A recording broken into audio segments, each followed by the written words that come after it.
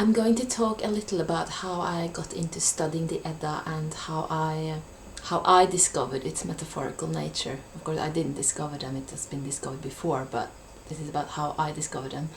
And well, since I was about 15 years old, I was reading everything I could come across about pagan mythology from all over the world, especially goddess lore. However, for a long time I seemed to shun the pagan mythology of my immediate ancestors, the Norse. Why? Well, I think it is because Norse mythology was a part of my cultural heritage, which meant that I was actually taught about it in school.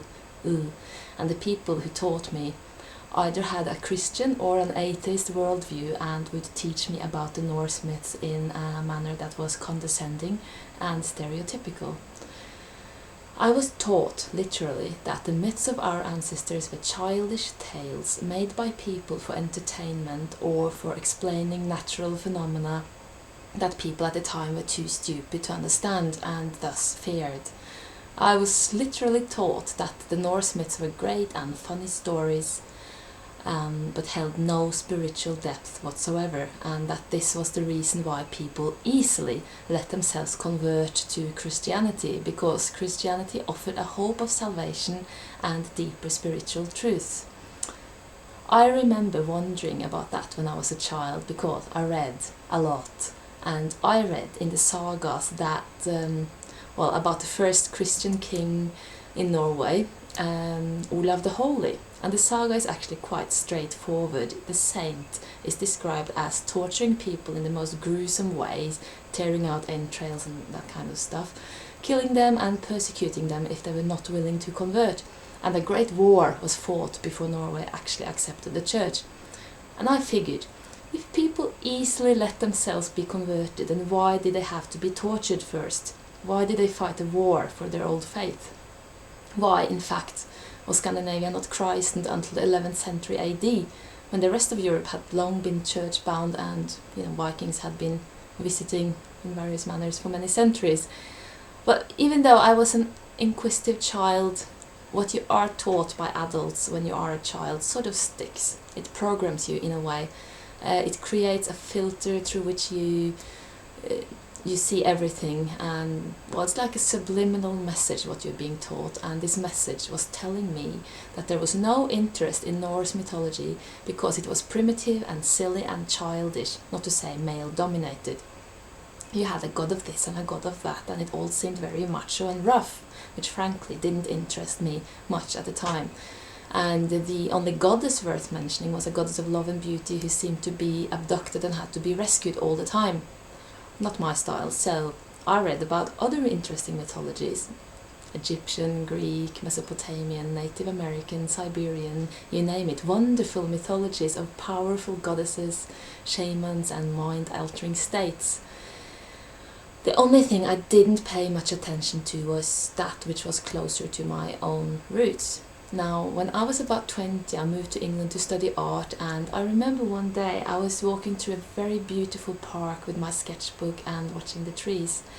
And I thought, the tree is like a perfect image of the universe.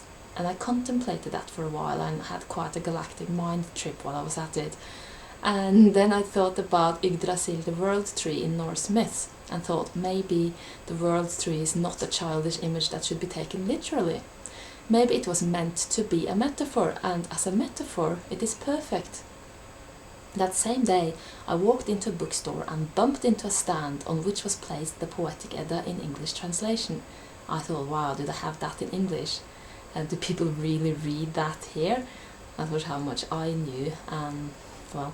Then I walked away and I forgot about it. But the same night, when I was going to sleep, the image of the book, the world tree, and that of three ladies spinning away at the roots of the world tree kept me awake for hours. When I finally slept, I dreamt a quite vivid dream about Hel, the goddess of the underworld, and she told me to seek. And I woke up suddenly with a clear memory from childhood. I remember that I had been talking to my father about the Norse gods while we were on a mountain hike together. I had been 9 years old, and my father had said that the gods died only when they were forgotten. He didn't mean so much with it. I think he was a rational kind of person, but He said that, and I remember feeling horrible about the old gods having to die because they were being forgotten. And I was out in the mountains that day, and I remember turning around and looking across the plains and feeling that there was someone there, and I raised my arms, and I didn't shout, but I thought very intently, Odin, Thor, Freya, I promise you that I will keep you alive. I promise you that I will remember you. And I was absolutely certain that I was heard. Of course, I was 9 and I instantly forgot about that promise, and I did not recall it until that night, 11 years later, when those images kept me awake and I had this strange sensation that someone was holding me to my promise. Well, that's what it felt like. So I realized that I better have a look at that book, so the day after I bought it, the Poetic Edda. The first time I read it, I was thrilled, and the second time I read it, I was even more thrilled, and I am still thrilled every time I read it. To realize that my preconception about these myths being childish were wrong. Also, to my surprise, I discovered that female characters were extremely important, and I realized that there was a spiritual treasure here, if only I could find it. And I read it over and over again, wondering why it still didn't make the sense I knew it was supposed to make. I bought another translation and found new insights there, but still, it was as if lots of the pieces of a puzzle were missing. So, quite obsessed, over the next year I bought and borrowed all the translations into English, Norwegian, Swedish and Danish that I could find, and with every new translation I realized that everybody were translating the same poems differently. And that although it helped to read various translations and compare them, there was still something important missing. And one day I realized what was missing. It was the translation of names, the names of characters and the names of places and of objects. They all had names that meant something, yet those names were hardly ever translated. And I figured, if the names had meaning in Old Norse, it meant that the Old Norse people knew those meanings and understood them. It meant that we were not getting even close to hear what Norse people had heard unless we translated names. Following my realization, I spent months in the university library in Oslo one summer, reading the Poetic Edda and the Prose Edda in the Old Norse language, accompanied by a tall pile of dictionaries, of course, some of them hundreds of years old. Later, I went and studied Old Norse in the university proper, so that I could modify some of my earlier and more interesting translations. Yet, even back then, I finally came close to what I was looking for, and it was a revelation.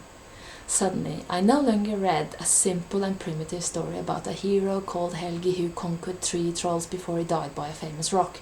No, I was now reading about the Holy One who conquered the trolls of hatred, anger and fear before he sadly died at the Rock of Greed.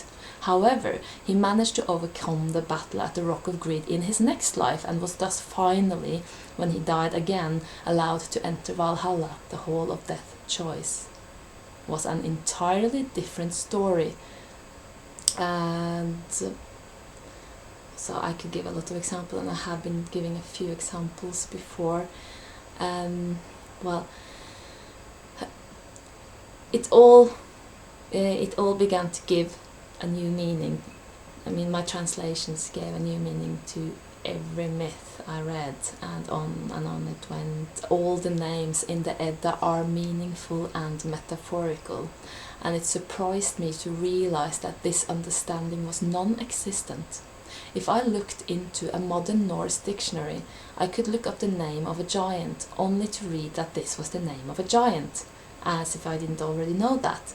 To actually find out what the name of that giant meant, I often had to look at dictionaries dating back to the 19th century.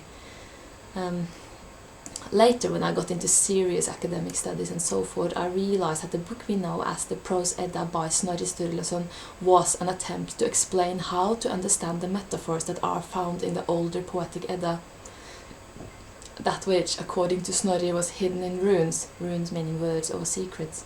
Now, Snorri's Edda is a great introduction to Norse mythology, but you have to be aware that he was making a desperate attempt to preserve the mythical lore of his ancestors without offending the church. There is a reason why the Poetic Edda was hidden away from the authorities throughout 4 centuries. This was an age where books and memories, even people, were burned if they could be accused of threatening the doctrines of the church. And so someone made an effort to hide the Poetic Edda, and for 400 years that manuscript was considered lost. Snorri's work, however, was perfectly safe, mainly because Snorri made sure to present the lore in a way that was inoffensive. He made the tales of the gods into a tale of the ancestors and explained that people in the olden days worshipped their ancestors until they believed that they were gods.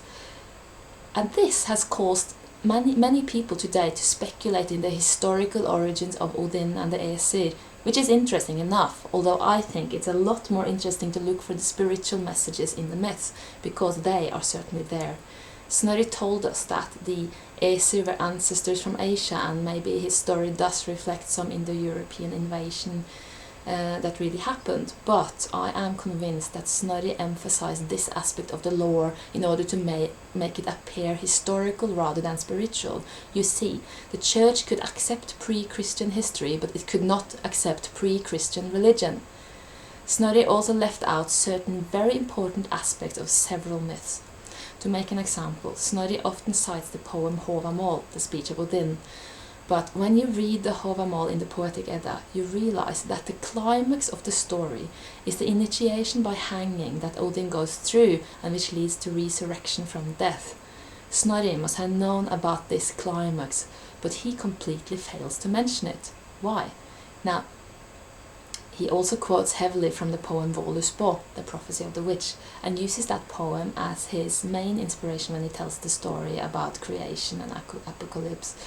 Yet he completely failed to mention a most crucial aspect of that story, which is found in the Poetic Edda, namely the initiation by burning undergone by the goddess Freya. He must have known about it and how important it is in the poem, yet he simply ignores it.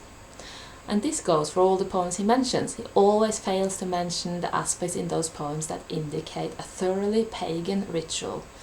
He always manages to make it appear as a story about people and family intrigue, dramas, and basically disguising that which reeks of deep pagan beliefs, especially those that are concerned with resurrection and overcoming death.